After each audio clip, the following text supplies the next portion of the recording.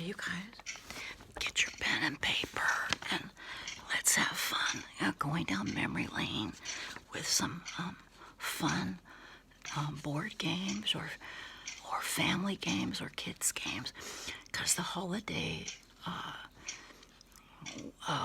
week is approaching and we might be together with a bunch of people. It might be fun to play games. November 19th, National Monopoly Day.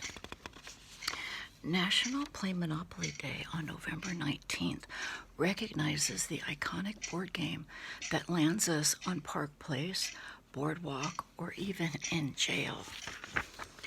Known as one of the most popular board games in the world, Monopoly was originally based on a board game designed by Elizabeth Magie in 1902. Since then, the game has been played by an estimated 500 million people since 1935. The object of the game is to collect as many properties as you can to create a monopoly. When players land on your property, you get to collect rent. The more properties you own, the more money you make, too. But watch out. There's taxes, there's other fees involved. To win the game, you need to bankrupt your opponents and be the last landowner standing. Many families have house rules that make the game more interesting, too. Monopoly also comes in numerous versions. Do you enjoy a particular book or movie franchise or hobby? The game likely comes in themes focusing on famous characters and likely scenarios. How about sports teams or pop culture? Monopoly money goes there as well. Monopoly was published by Parker Brothers, an American toy and game manufacturer, since 1883. How to observe hashtag Play Monopoly Day. Put your banker cap on. Gather your family and friends together and play Monopoly. See if you can come out the winner. What are your house rules? How long does the game last in your house? Or do they end up in turmoil? Use hashtag Play Monopoly Day to post on social media. This is funny. Educators and families visit the National Day Calendar classroom for even more funds to celebrate. And they're searching for the origin of this holiday. What were the original Monopoly playing pieces? When Parker Brothers originally published Monopoly, here's another original date, 1935. The game contained 8 playing pieces known as tokens: battleship, boot, cannon, thimble, top hat, and iron. Soon a race car, purse, lantern, and rocking horse were added, bringing the total to 12. Then a little dog, the terrier dog, a classic figure in the game Monopoly, was added in 1940. If I buy a Monopoly game today, what tokens will be included in the game? As of 2017, the Monopoly board game includes top hat, battleship, race car, the dog, cat, a T-Rex, penguin, and rubber ducky. They were introduced in 2017. Now that's interesting. And just so you know, I was the Monopoly queen of our family. My brothers and sisters were all younger than myself. I won them every single time. And the only person who could ever win me at Monopoly was my uncle, my dad's brother. Oh, it was so frustrating. And then that's when I started thinking how much is the power of positive thinking, how much of that goes into your life. Because how did he win me? We both were playing the same strategies. I was in high school at the time. He was an adult. And the game was over so fast. He won me so fast, and we played 2 or 3 times, and he won every time. And I really started thinking a lot about the only way that he won was he had a bigger mind to think and be more convinced that he was going to win me then I was able to think about it myself. I'm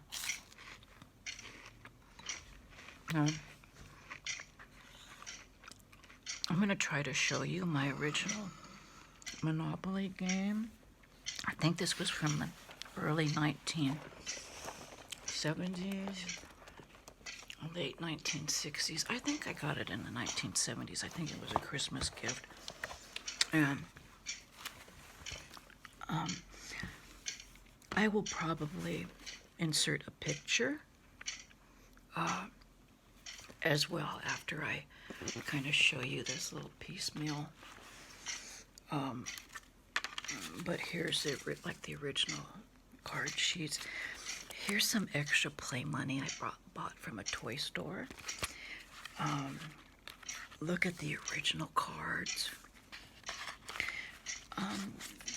This over here may be a combination of original money and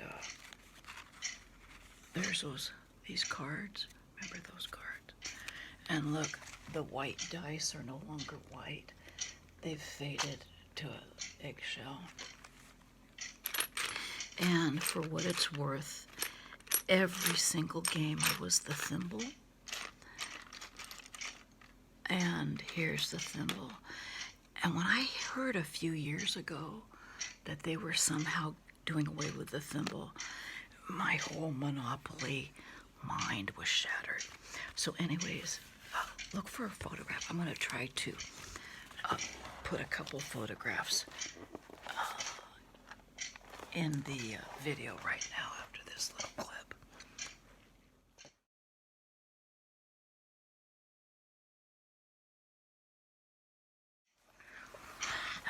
So while we're talking games and board games and fun, the holiday weekend's approaching.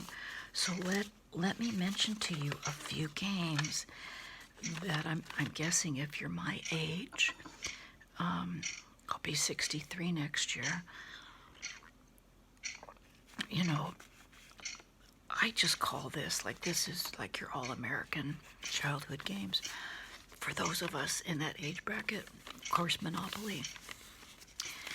And then some of these other board games and little toys. You guys remember Barrel of Monkeys? That was fun for the littler kids, but I played with my brothers and sisters, Barrel of Monkeys. What about the Magic 8 Ball? I wanted a Magic 8 Ball so bad, never got one. Nobody in our family ever got a Magic 8 Ball. In fact, as we talk about it right now, I'm tempted. Oh, there is no Toys R Us. There is no more Toys R Us, right? I used to love to go to Toys R Us and just peruse the toy aisles. I gotta look for a Magic 8 Ball somewhere. And that game Trouble, we had that game. Was that like the Bubble Popper? It was a square game with the Bubble Popper. Our family had that, and it seemed like we played real nice with that. So I can't remember who always won that. Then as I got older, we have Scrabble. In fact, I think I have the original Scrabble board from when I lived at home. I'll have to check that out. Maybe I can bring that out, do a video with that one day. Sorry, the game Sorry we never had. We had, when I grew up it was like the traditional tract home neighborhood down in Santa Susana, California. There was our family, and then the family next door with 3 boys and 1 girl, and then the family next to them with 2 boys and 2 girls, then the family across the street with 3 girls and a boy. So we were all the same age. We had good, fun kids to play with. This game, the Neighbor Boys, this was a game they had at their house. I wanted to play so bad. My parents never got us that game, Sorry. And so they would say, you want to play Sorry? And I could never play because I didn't know how. And then we always had the card game. Uno seemed to be more of a card game as I got older. didn't really play it much as I was younger, but I did bring it into our house when my kids were younger. And though I can't remember how to play, if we sit down and start playing again, I'll remember. But the card game for us was just war. We would get a regular deck of cards. We would play war all day long with a regular deck of cards, or no, that was pretty much the only game we played with a regular deck of cards was war. Played that forever. And of course, Old Maid. Who didn't play Old Maid, but I told you this. My sister was scared of the Old Maid because she had one of those knitting needles in her hair. My sister was so afraid of her. So for some reason, we couldn't use the Old Maid card. We had to use something else. And somewhere, a few years back, my sister bought me a vintage deck of Old Maid cards. I know it's around here somewhere, but that was a fun little memory gift.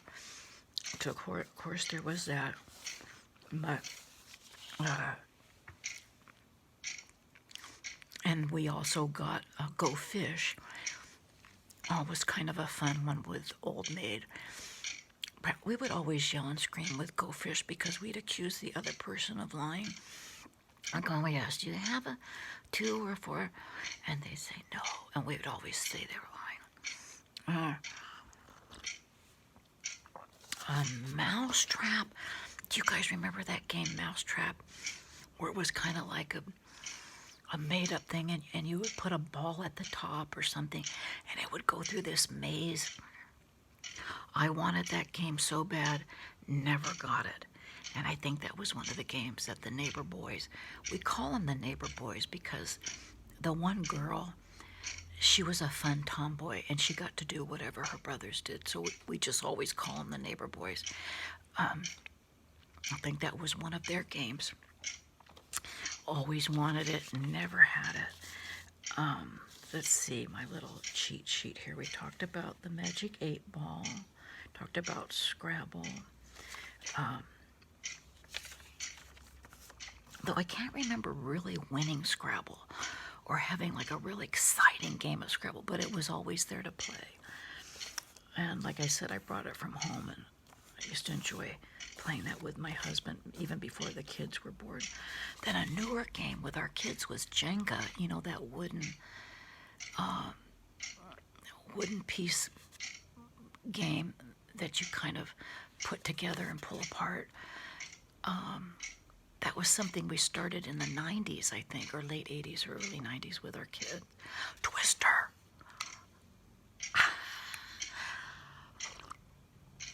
That was from the 60s. We played in our family, and of course we brought it into our home for our kids. And then what about Operation? Now, of course we played that. We brought that into our house with our kids. But again, I'm not sure if we had Operation and we actually played, because I think my sister was afraid of the buzzer noise, and I think I had the game, but nobody could really play it because they were too young, and we had all these issues with the noise and they couldn't play. So somehow I think I had the Operation game, but I don't remember having fun playing with it. But Twister, that was a good one. So then as our kids had the Operation game, I think that the same thing kind of happened. They tried to play, but no one had the skill to really go through the whole game without buzzing the buzzer. And then I had a chess game, a little wooden box that folded up. It was a traveling chess game that I loved.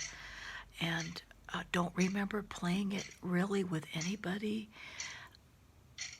who knew how to play. I tried to learn it myself, and I would play myself. I'd sit on one side. It was just a little 8x10 board. Can't remember playing anybody. Nobody was interested in it except myself. And I just remember going from side to side, seeing if I could get a check or a checkmate. Still have that today. If I can find that from the 70s, I'll bring that out. And then checkers. We have the checkers boards from when our kids were little. I really don't remember playing it when I was little, but I'm sure we had it. I remember it more with our kids in the 80s. And then when Trivial Pursuit came out, I think that was the 90s. Kind of liked it. Kind of thought the kids liked it, but never enjoyed actually playing the game. More so enjoyed just sitting around grabbing the trivia cards and just kind of asking questions, without actually keeping points and playing the game, if that makes sense. And we just stayed with the original Trivial Pursuit, never moved on to like Trivial Government or Trivial United States. They had all these different versions that we never did. And then we started buying the traveling games. We bought the Traveling Battleship game, a Traveling Yahtzee, and a Traveling Connect 4. And they were these plastic games. They were probably an 8x8. It came in a plastic player, and you folded it up and you carried it. So when we went traveling, our vacations during the summer, we'd be gone from June till we had to come back at the end of August, traveling the United States, visiting relatives, having our vacation. And of course, there was always a Las Vegas wild weekend on the way home. Back in the day when they had Wet and Wild, that was good times. But anyways, and we also had the Yahtzee, the home game of Yahtzee in the box with the score pad that we enjoyed.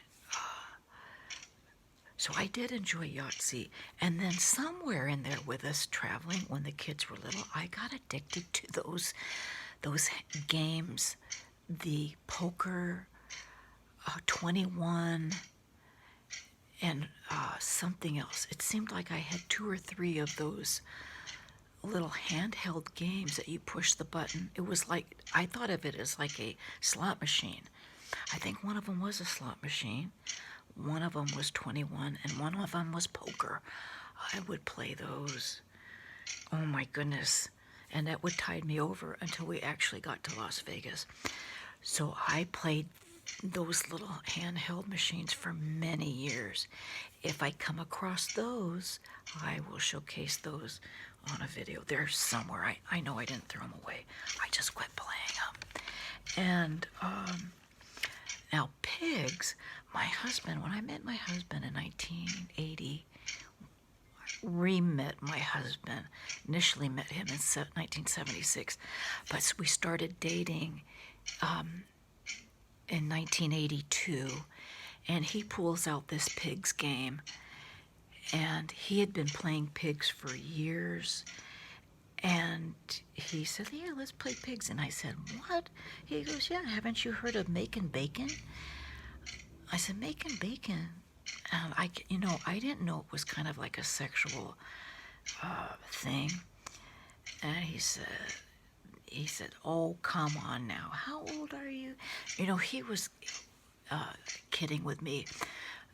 But, as we look back, that was one of the things that truly made him fall in love with me. Like, though I was intelligent and sociable, and I had all the etiquette and social graces that you needed to be a decent person in the world or in life or with a stranger, or that I think he just loved the fact that I wasn't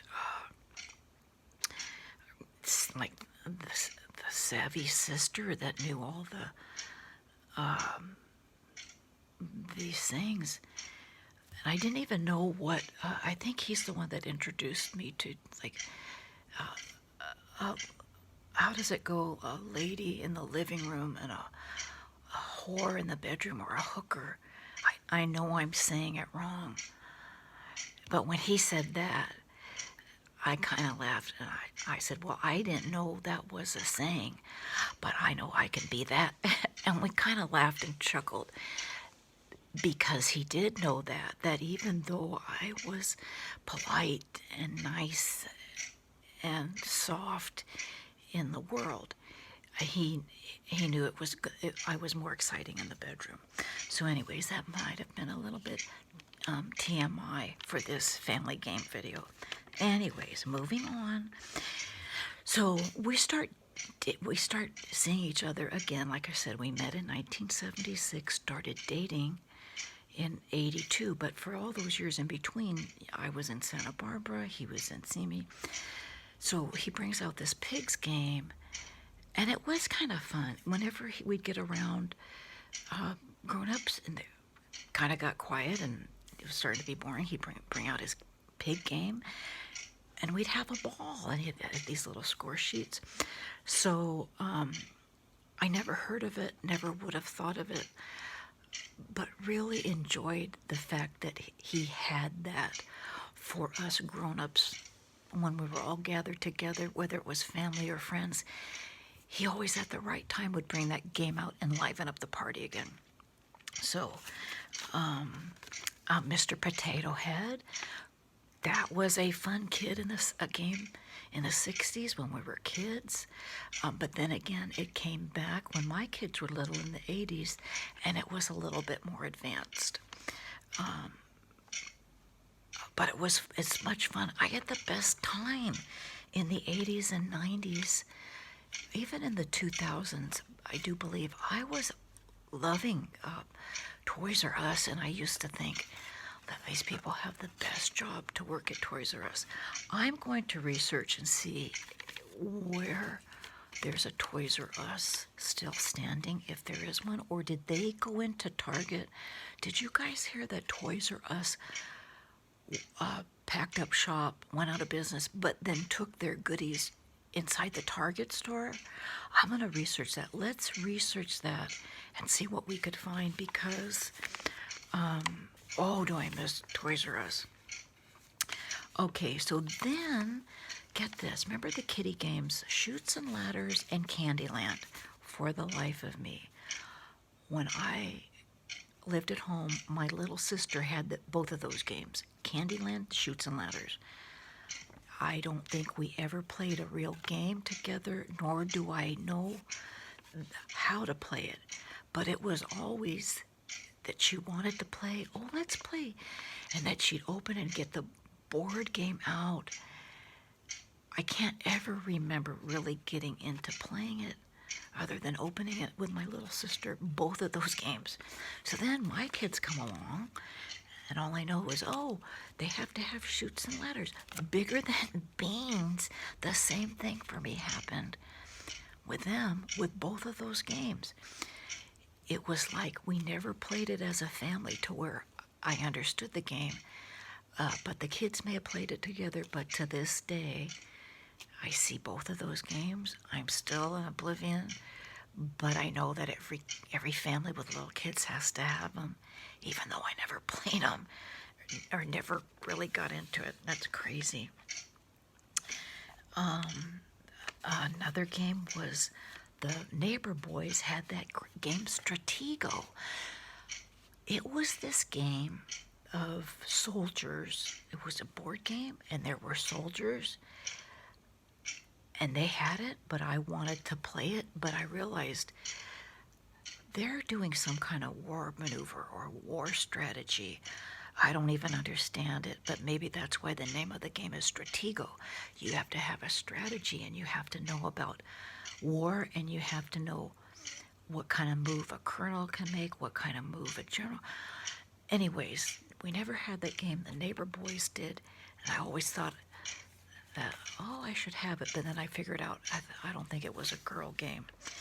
And Clue, that was another game I kind of wanted.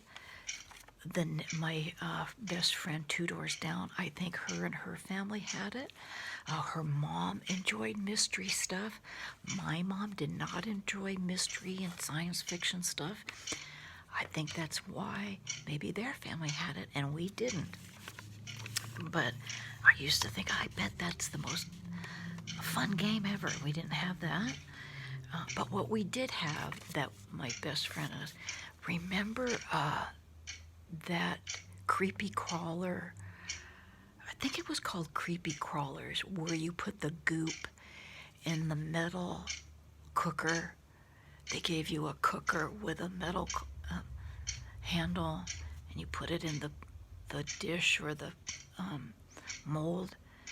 Now, we both had that, had lots of fun. Though it's not a game, you made creepy crawlers, and let me tell you, good times. In fact, I'm tempted to go to eBay and get some creepy crawler pieces. I've talked about it before, and I still am not sure if that's the name of the game, but that was a real something. Well, I think I've gone through all my game memories. So that was kind of fun, a little walkthrough. Memory lane for me. And I'll try to post pictures at the end of this video, so we'll see. If there's no pictures at the end of the video, you know I didn't come up with much. So this was fun. Thanks for watching. Hope you enjoyed much as I